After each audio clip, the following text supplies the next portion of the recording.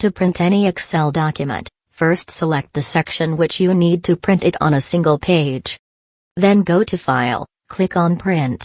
The default print setup shows different content which is not selected for printing. First select your printer or print to PDF depend on your requirement.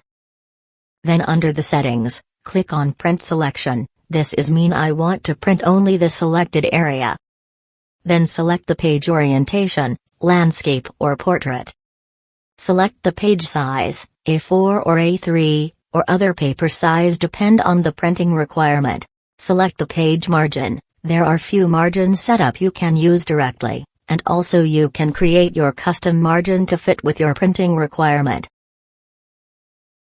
Select the scaling option. If you need to show the entire selected area for large number of rows, then select Fit Sheet on one page, but for too many rows and column, this option is not good because the texts become so smaller in order to fit everything on one page.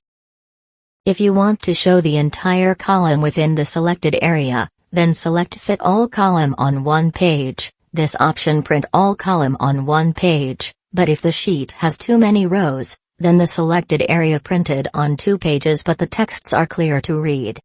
If you choose Fit All Rows on one page, this option print all rows on one page no matter how many rows selected. Again, this option is not work for too many rows because the texts printed too small compared to other option.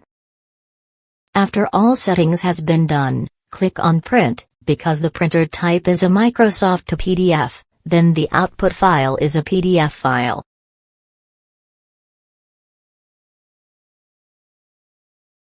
According to the previous printing settings, this option only print the selected cells.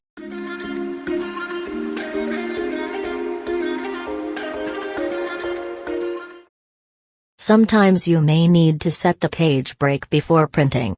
Click on View tab, then click on Page Break Preview. A white cells transform to black cells. Select View Columns, then right-click, then click on Set Print Area.